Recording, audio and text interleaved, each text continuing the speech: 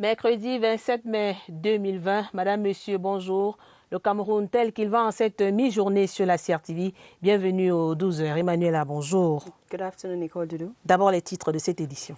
The Civil Protection Department of the Ministry of Territorial Administration take to markets and public squares in Yaoundé with a message to bring Cameroonians back on the rails, sensitizing them for the strict respect of preventive measures against COVID-19. This at a time numbers of new infections keep rising in the country. The 5-day campaign will reach out to all markets as a way to bring those who have derailed to respect the measures against the killer pandemic.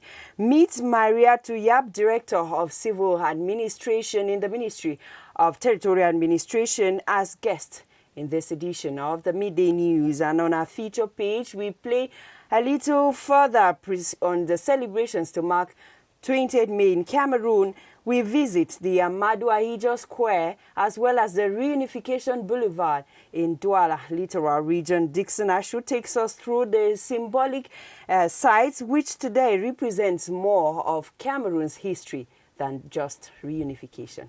And those are our latest stories, Nicole.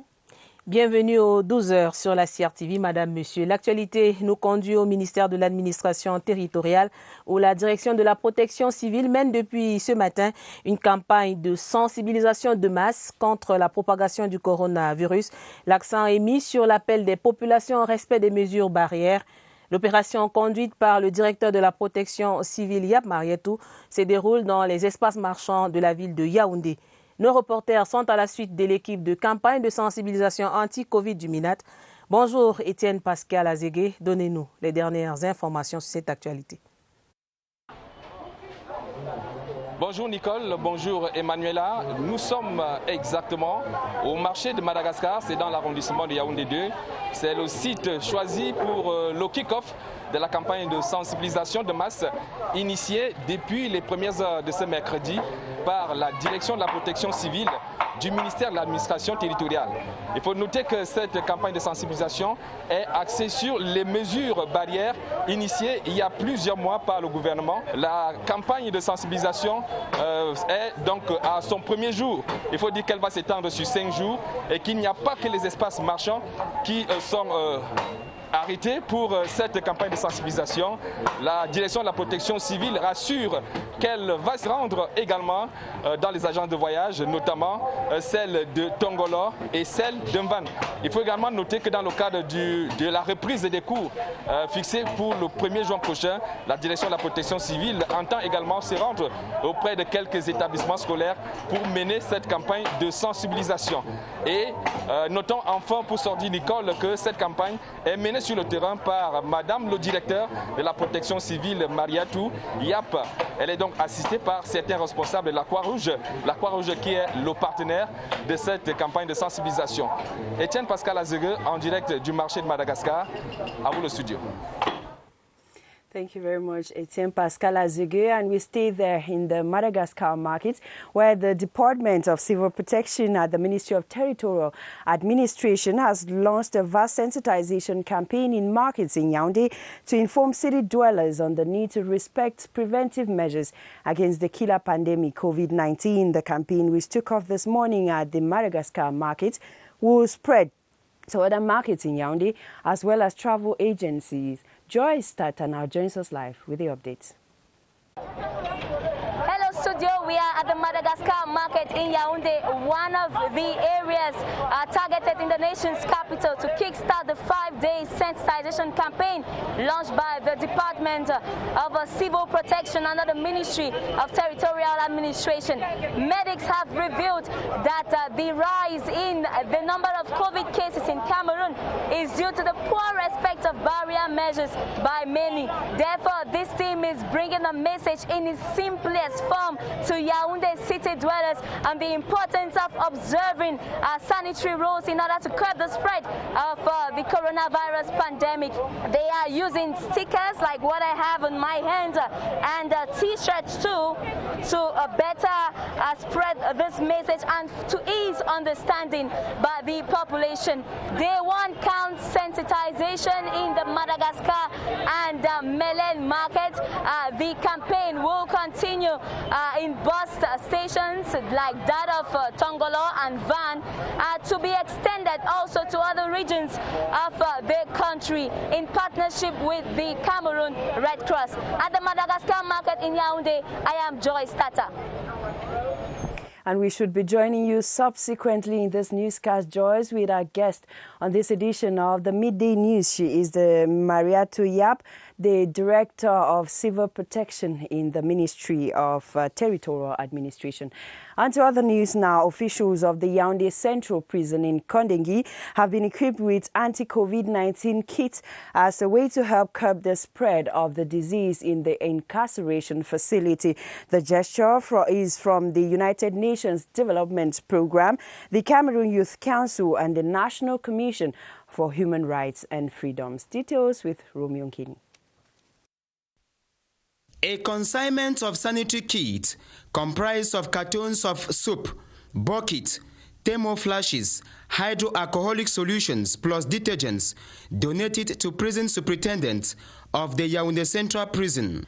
An action undertaken by the United Nations Development Programme, the National Youth Council and the National Commission on Human Rights and Freedoms. This donation is taking place after the clemency measures taken by the head of state. At this time, the right to protect one's health has been transformed into an obligation. With the sanitary kit, the penitentiary administration is now poised to bar the way to the spread of the dreaded COVID-19 pandemic at all costs. We are very happy and very thankful for this gift. We will help fight against the propagation of the COVID-19 in the prison of the Central region. After Yaoundé, a similar exercise will be carried out at the Mbalmayo Central Prison this Thursday. The population of Ngomijab in the Nyong and So division of the Central region have equally benefited anti-COVID-19 gifts as a way to help bar the way for the spread of the killer pandemic. They include hand-washing buckets, hand sanitizers, as well as face masks donated by the MP for the Nyong and So East or West constituency, Honorable Ellen Atangana. Clarence Nge traveled to Ngomijab for the Midday News.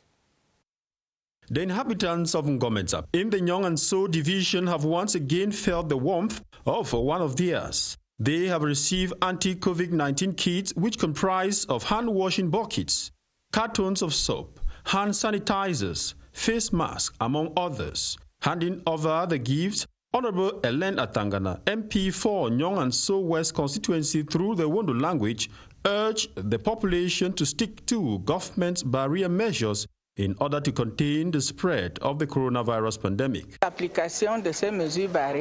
My aim for getting here is to stretch a hand of solidarity to my people that I represent in the National Assembly. COVID-19 is a big challenge to the world now, so this gift will help them to fight against the pandemic that continues to claim lives. My colleague and I, we are making a tour to help everyone in my constituency. The beneficiaries, through their mayor, express delight as they promise to use the items judiciously to roll back the COVID-19 virus in their community, especially at a time when the head of state, among others, has emphasized on the obligatory wearing of face masks. The next stopover will be at Kometet and Mengeme, still in the Nyong and So division of the Central region. Nous restons, Madame, Monsieur, dans le Nyong et So, où les populations d'Ngomijab expriment leur reconnaissance à l'honorable Ellen Atangana. L'élite a remis des dons pour la protection contre le coronavirus. Cérémonie de distribution vécue et racontée ici par notre reporter, Victor Lema. Il faut plus que jamais resserrer les rangs dans la lutte contre le Covid-19. À Ngomé Diap, autorités, élites et populations se donnent la main afin de barrer toutes les voies d'accès à ce virus. Tout ce que je peux demander à ces couches vulnérables, l'application de ces mesures barrières, tant utiles, on va essayer de faire le tour des différents arrondissements dans la mesure de nos possibilités. Le don, essentiellement composé de masques, de solutions hydroalcooliques et de thermoflash, va permettre à cette localité d'être plus efficace sur le front de la riposte. Ce matériel sera distribué aux plus nécessités. Nous sommes très contents de recevoir ce matériel de la part de notre député. Jusqu'ici, personne n'a été testé positif à Ngomé Diap et la localité compte bien préserver cet avantage. La caravane initiée par les honorables va se poursuivre en Kolmetet et à Mengueme dans le Nyongiso. Autre acteur sur le terrain de la sensibilisation contre la pandémie du coronavirus, les anciens élèves du lycée Jos à Douala se manifestent dans cette lutte contre l'ennemi commun actuel, le Covid-19. Ils viennent d'offrir des dons à l'établissement qui les a formés. Il s'agit des kits de protection offerts à 4 jours de la reprise des classes. Cyril Mbom de CRTV Littoral pour les détails.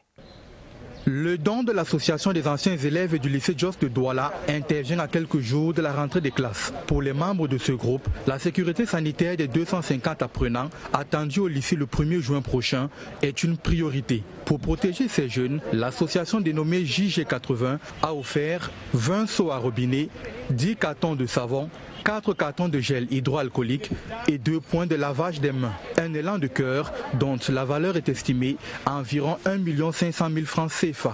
Pour le président de cette association, le Covid-19 a quelque peu modifié le calendrier de la structure qu'il dirige. Au vu du contexte actuel, nous avons réorienté notre activité, nos actions vers la lutte contre la propagation du Covid-19 avec la reprise des cours qui aura lieu le 1er juin. Nous espérons que les élèves pourront utiliser à bon escient ces dons et préparer leurs examens en bonne santé. En recevant cette donation, le proviseur du lycée a chaleureusement remercié les généreux donateurs. Permettez-moi d'abord de remercier ces anciens élèves qui ont tout fait pour venir appuyer le lycée dans la lutte contre la Covid-19. JG80, nous allons faire très bon usage de tout ce que vous avez mis à la disposition du lycée Jos. D'après le proviseur Ndebia, grâce à ce geste de cœur, l'établissement sera prêt lundi prochain. Nous avons également entrepris de faire les emplois du temps à raison de 24 élèves par salle. À l'instar de la présidente du conseil d'établissement, l'honorable Marlise Doualabel, les 130 membres de l'association voient en la reprise des classes un réel défi. La communauté éducative du lycée Jos de Douala se dit prête à passer l'examen de reprise avec brio. Rendons-nous à présent dans la région du Nord. Le mouvement socio-culturel Lonodi vaut le secours des populations à Garoua dans la lutte contre le coronavirus. L'association vient de remettre des dons constitués des kits sanitaires destinés prioritairement aux personnes vulnérables. Jean Fumagé de CRTV Nord pour les détails. La menace de la pandémie du coronavirus est connue de tous. Le mouvement socio-culturel Lonodi, conscient de la dangerosité de cette maladie, a décidé d'apporter sa contribution aux efforts du gouvernement pour limiter la propagation de ce virus. Cette pandémie n'épargne personne et le plus souvent ça touche les personnes les plus démunies. Alors nous avons trouvé opportun donc de faire ce don à la communauté urbaine, à l'effet de les permettre de toucher les personnes les plus démunies. Donc constitué des seaux à robinet, des gels hydroalcooliques, des savons, des pulvérisateurs remis à la mairie de la ville de Garoua avec pour destination les personnes vulnérables. Nous tous nous combattons le Covid et ils ont prouvé que ce n'est pas l'État seul qui combat. Tout le monde met la main à la pâte pour pouvoir vraiment combattre cette pandémie. Les membres du mouvement socio-culturel Lonodi restent ainsi déterminés à combattre avec la dernière énergie cette pandémie. You're watching the Midday Bilingual News on the CRTV. Like we told you at the start of this newscast, the Department of Civil Protection in the Ministry of Territorial Administration has launched a vast campaign to sensitize Cameroonians in markets across Yaoundé on the strict respect of preventive measures against COVID-19. Now, as guest on this edition of the Midday News, our reporter Joyce Tata receives the Director of Civil Protection, Mariatou Yap, who should be telling her what the campaign, the 5-day campaign, is all about. Joyce, the line is yours. Thank you for giving us the floor once more, Emanuela. I am in the company of Madame Mariatou Yap. She is the Director of Civil Protection at the Ministry of Territorial Administration, and she will be bringing us more insight on this campaign launched today. Good afternoon, Madam. Good afternoon.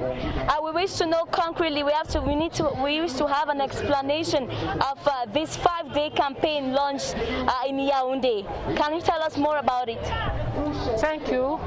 This campaign is in the frame of the distribution of the gift of the head of state. And we start here in Yaoundé. We will go to other cities to do it, such as everyone in the country could benefit from it. We are outside because we have noticed the release of some barriers measures. So we decide to come down on the field to talk with population. They should be sensitized about the application of those barriers measures. Because we have noticed that people are not taking this pandemic very seriously. Now, concretely, who are those on the field actually giving out this message, and what are they saying practically? Because we cannot have our cameras listen to all what is being said here. Yes, we have elaborated some message at the Civil Protection Direction, 25 message, so that we will leave those message in the market. People will read and will be aware and use that message to face COVID.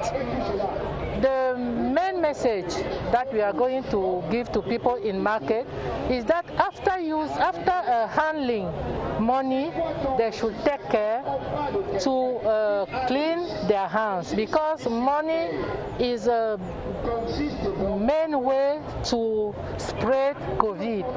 Now, Madam Director, today you are in the market. What next after this step? What's the next step? After this market, we will go at the travel agency, and after the coming back to school, we will go in school to sensitize children and teachers to how protect themselves against COVID. Thank you very much, Madam Director. We remind our viewers you are the Director of Civil Protection under the Ministry of Territorial Administration, guest of the Midday News. Over to you in the studio. Thank you very much, Joyce Tata, and the Director of Civil Protection in the Ministry of Territorial Administration, talking there about the vast campaign to sensitize Cameroonians on the strict respect of anti-COVID measures. We now talk something else, and we remain in the Central region, where officials of primary schools have been concerting on how to ensure smooth classes take off for CM2 and Class 6 pupils in the region. They have called for a united front against the pandemic, while inviting parents as well as school teachers to equip their pupils as well as their teaching staff before schools resume come June 1. My mother, Njoya, reports from CRTV Center. The decision for pupils in examination classes to go back to school on June 1, 2020 is ultimate, and stakeholders are simply expected to do their all in ensuring that the school environment is safe and healthy. This Wednesday's consultation meeting in the Central region will be about defining the practical guidelines that will be implemented. At the Multilingual and Inclusive Government School of the Administrative Center, for instance, measures will be taken with the help help of security officials. Reports say entrance into schools will be conditioned by the wearing of face masks and the hand-washing routine. In the meantime, the Center Regional Delegate for Basic Education, Jean-Blaise Changa, says school authorities who will not abide to the rules will be sanctioned accordingly. Parents who are also part of the educative family must ensure that their kids wear face masks and also have hand sanitizers and snacks in their bags before entering the school gates. Catholic school teachers in Kribi Ocean Division of the South Region have been called upon to be vigilant and strictly respect anti-COVID measures against COVID-19 as they take off classes on June 1. The Bishop of Kribi, His Lordship Damas Zinga Atangana, was speaking during a consultation meeting in Kribi to lay down strategies on how the school year will be concluded and equally on how teachers' salaries will be paid during this difficult moment. Polycarp Atier reports from Kribi. As schools in Kribi prepare to resume classes come June 1st after the government's decision to lift the shutdown measures laid on schools in Cameroon to prevent the spread of the COVID-19, Catholic schools of the Kribi Diocese have taken strategies to ensure the health security of the pupils and students. In a meeting organized at the Kribi St. Joseph Pastoral Center, His Lordship Damas Zinga Atangana, Bishop of the Kribi Diocese, reiterated to the teachers on the need to remain professional and as well respect all the measures prescribed by the government to prevent the COVID-19. With our principal, to give them some instruction about the beginning of school. And at the end of this meeting, I'm very happy, and I think that they are going to respect what the government prescribed and what we are asking them to do. Other measures like the regular payment of salaries of teachers for the next 6 months during this coronavirus trade period was addressed during the meeting. During holidays, they will have their salaries and they are going to continue. The Catholic school teachers of the Kribi Diocese are now prepared to resume classes come June 1st, as well as to go through the long holiday during this coronavirus period till October 2020. Préparatifs de la rentrée scolaire, les responsables des écoles primaires de la région du centre se concertent pour permettre aux élèves des classes CM2 de reprendre les cours en toute sérénité face à la menace du Covid-19. Le retour à l'école le 1er juin appelle l'implication de tous les maillons de la chaîne.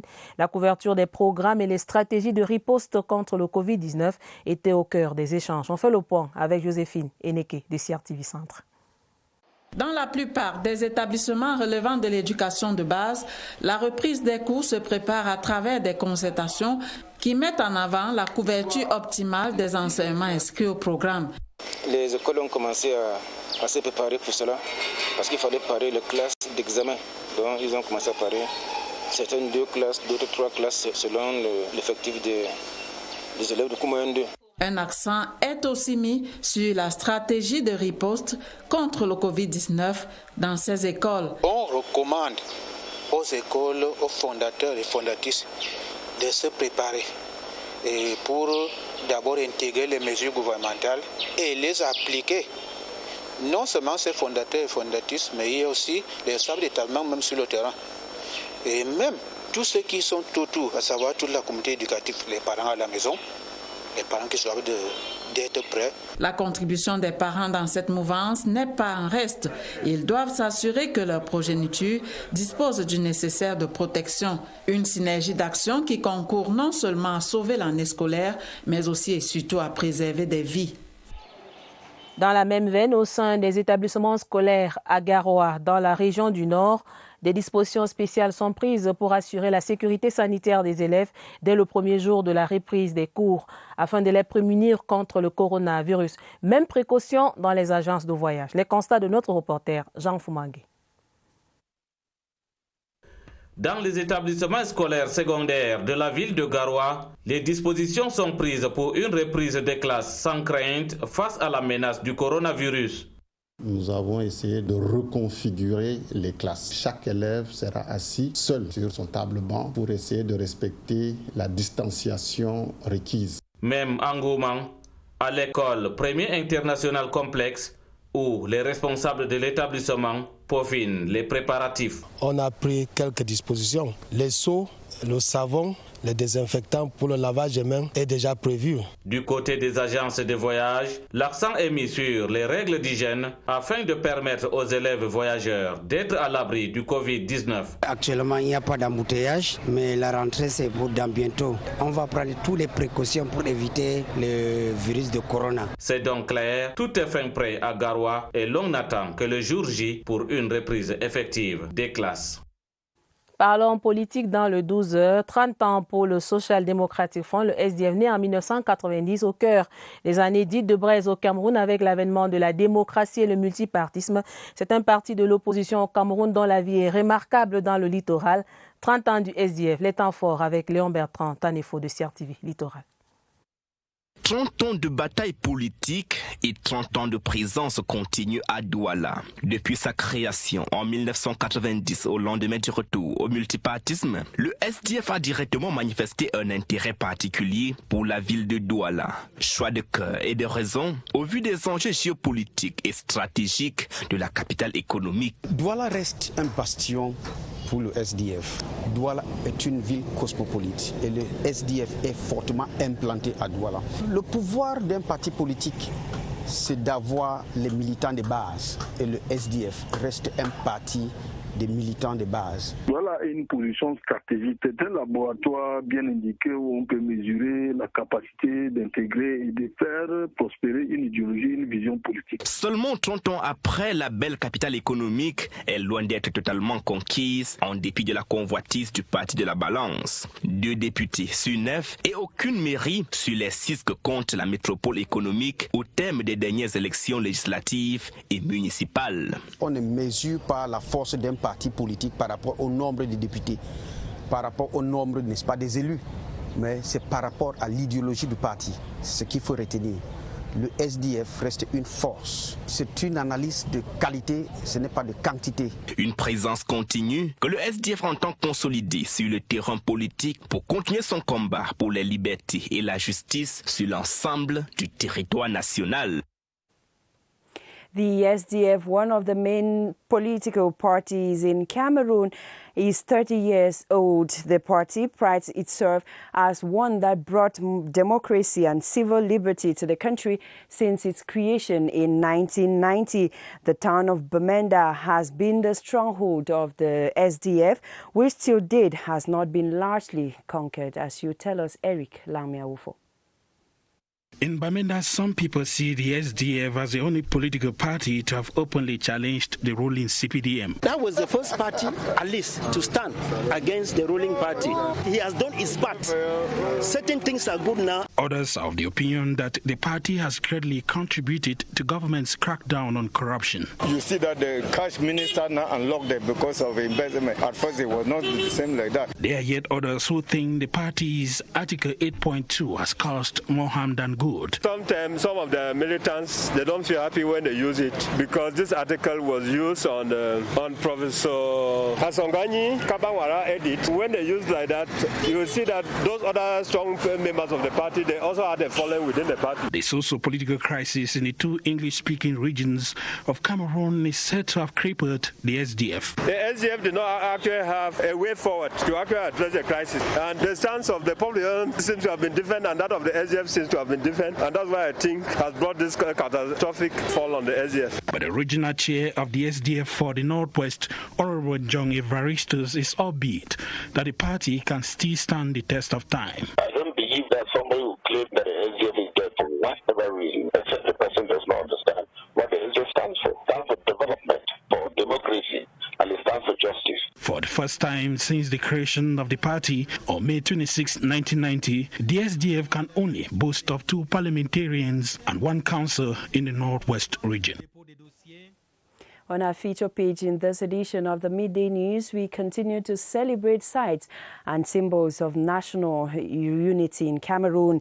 The Amadou Ahidjo Square, commonly known as Douche Municipal, as well as the Reunification Boulevard in Bonanjo, all in the littoral region, stand as strong symbols of Cameroon's reunification of 1972, though nothing stands to remind users of these symbolic sites like monuments and many others. These sites are even more useful to the population, and they tell more of the history of Cameroon than simply its reunification. Dixon Ashu tells us more. This is the Amadou Ahidjo Square in Douala, fondly called Douche Municipal. It marks one end of the Reunification Boulevard that stretches 1.5 kilometers through a multitude of business places, a market, travel agencies and others, down to the Kanyabasi Road Junction, a business hub for dealers in motor spare parts. Stand anywhere in town, board a taxi for the Reunification Boulevard, and there is high chance you will be led to Bonanjo, the administrative quarter. Only a few can actually relate this stretch of road to the event that gave it its identity. It was one of the sections of what was formerly named Avenue du 27 Août. After the referendum of May 20, 1972, the President Amadou Ahidjo decided to give the name to the big historic event. Today, nothing concrete stands to remind inhabitants and visitors of this identity. No monument, no grandstand. Even the name Boulevard d'Unité is rarely used by the inhabitants, whereas this stretch owes more to history than just reunification. After the independence, there were opposition between UPC resistance and the police in Quartier Congo. The Reunification Avenue today is engulfed in Douala's renowned business and leisure attraction arena, Aqua, but not seemingly in an appealing state. So the Douala Urban Council has plans. The new mayor, one of his first action, I think, will be to rehabilitate Amadou Ahidjo place. Not using the right names to describe streets and neighborhoods in Douala is a habit that has fast buried the reputation and identity of Douala's Reunification Boulevard, and the absence of signboards indicating directions even worsened the situation. As such, the boulevard is now synonymous to business than history. C'était le temps de l'information bilingue de midi sur la CRTV. Madame, Monsieur, votre satisfaction nous préoccupe à la CRTV.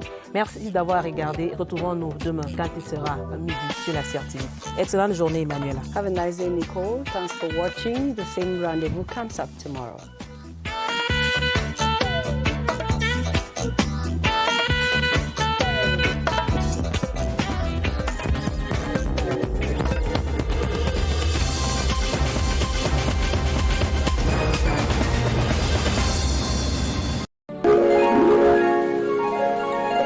CRTV News, ici, toute l'info.